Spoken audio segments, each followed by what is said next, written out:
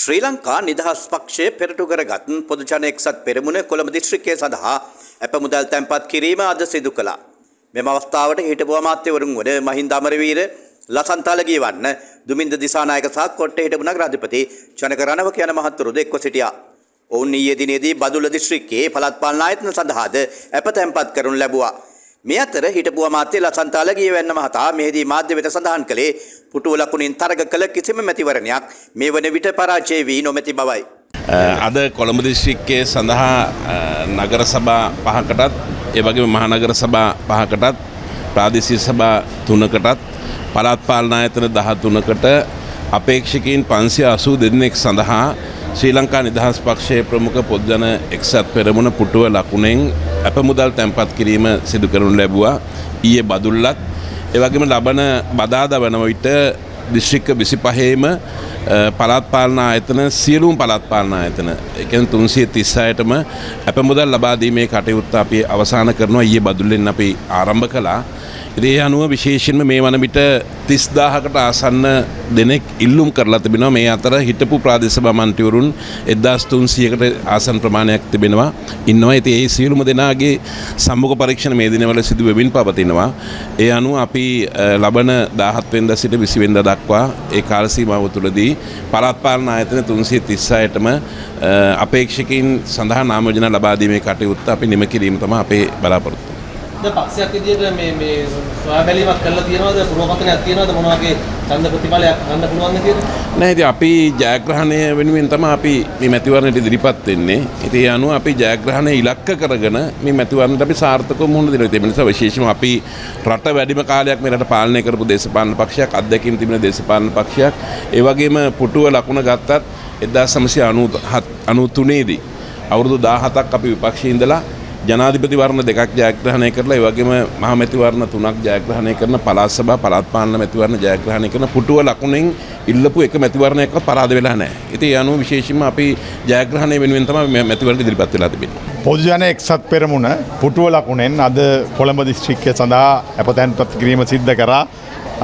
පොදු ජන එක්සත් පෙරමුණේ ලේකම් තුමාම සම්බන්ධ වෙලා ලසන්ත අලගියවන්න මැතිතුමා අද ඉඳලා ඊයේ ඉඳලා මේ කටයුත්ත ආරම්භ වුණා. අපි දිනෙන් දින අප මුදල් තැන්පත් කිරීම කරනවා. ඒ වගේම සියලු මේ වෙන විට අපේක්ෂකයන් අපිට සම්පූර්ණ වෙමින් තිබෙනවා. අපි බලාපොරොත්තු වුණාටත් වඩා විශාල පිරිසක් මෙවර මැතිවරණය පුටුව ලකුණෙන් ඉල්ලන්න එකඟ වෙලා තිබෙනවා. මේ පුටුව ලකුණ කියන්නේ 1994 අපිට ආණ්ඩුවක් කරන් දුන්නු ජනාධිපතිවරයෙක් පත් කර අඛණ්ඩව ජයග්‍රහණය ලබාගත්තු ලාංඡනයකින් තමයි මෙවර මැතිවරණයට අපි ඉදිරිපත් වෙන්නේ. දැන් ඔබතුමාලා මේ නාම යෝජනා පත්‍රිකා එහෙම සකස් කළාද අපේක්ෂක එහෙම මොකද? නාම යෝජනා දැන්ට 90%කට වැඩි ඉවරයි. සමහර තැන්වල ඉල්ලන ප්‍රමාණය වැඩි නිසා පොඩි ගැටලු ටිකක් තියෙනවා. ඒ පිළිබඳව අපි විසඳ ගන්න බලාපොරොත්තු වෙනවා. මොකද තවත් පක්ෂ ගණනාවක් අපිට මේ සඳහා සහයෝගයට ඉදිරිපත් වෙලා තියෙනවා. දැන් අපේක්ෂකයන් මදිකම නෙමෙයි වෙලා තියෙන වැඩිකම.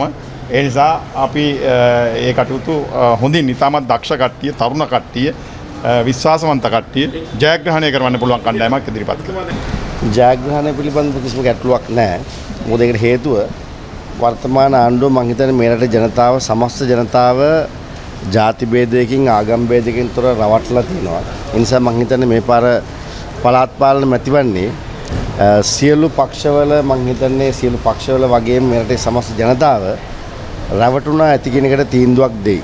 ඒක තමයි මං හිතන්නේ මේ පාර සියලුම පක්ෂවල සහ සියලුම ජනතාවගේ තීන්දුව වෙන්නේ රැවටුණ ඇති බොරුවට තිත. ඒ නිසා අපි ආණ්ඩුවට පාඩමක් උගන්වන්න ඕන කියන කාරණාව පිළිබඳව හැමෝම කල්පනා කරනවා. ඒ අනුව ජයග්‍රහණය පිළිබඳව අපිට ගැටලුවක් නැහැ. කවුද එහෙම කියන්නේ? කවුද එහෙම කියන්නේ? මොකද්ද? කවුද කිව්වේ? ජනතාව කියන්නේ නැහැ නේද තාම? නේද ඔබතුමාලා ත්‍රිවිල් වලනේ නේද? මීට කලින් ත්‍රිවිල් එකේ යනකොට ත්‍රිවිල් එකේ රියදුරු මහත්තයා තමයි කිව්වේ මාලිමාවට කතර ගහන්න කියලා. දැන් ඔබතුමාලා ත්‍රිවිල් එක යනකොට ඒ ත්‍රිවිල් රියදුරා කියනද මාලිමාව ගැන? අද එතුමා කියන්නේ මොකද්ද? තවටියක් අවස්ථාව දීලා බලන්න. අපරාධ රැවටුණා කියලා තමයි කියන්නේ. සමහරු තවටියක් දීලා බලන්න ඕනේ කියලා. සමහරු කියනවා හැමෝම එක වගේ නෑනේ. හැබැයි තව ටිකක් කල් දෙමු කියලා කියන්නේ මොකද්ද? ඒ කියන්නේ රැවටිලා යම් කාලයක් ගිහිල්ලා තිනවා. තව ටිකක් ඉන්නවද නැද්ද කියන එක. නේ? එහෙම නැත්තම් කියන්නේ නෑනේ එහෙම. නෑ මේගොල්ලෝ හොඳයි කියලානේ කියන්නේ. තව ටිකක් කල් දෙමු කියලා කියන්නත් හේතුව රැවටිලා තියෙනවා. හැබැයි තව පොඩ්ඩක් බලමු කියලා. ඉතින් මම හිතන්නේ මැයි වෙනකොට රැවටුන ඇතිගෙන තීන්දුවක් හම්බෙයි. හැබැයි 76ක් කරපුවා යපා කියලානේ මේ අලුත් කට්ටිය ගෙනාවේ. නෑ ඉතින් දැන් 76ක් කරපු කට්ටිය මොනවද කරේ කියලා හෙව්වොත් මේ බිල්ඩිම ඔබතුමාලට පේනවා. නේ මේ 76 තුල ඔබතුමාලා ගම ගැන හිතන්න, ඔබතුමාලා ගෙදර ගැන හිතන්න, ඔබතුමාලා නගර ගැන හිතන්න, ඔබතුමාලාගේ පන්සල ගැන හිතන්න, ඔබතුමාලාගේ ප්‍රජාශාලාව ගැන හිතන්න.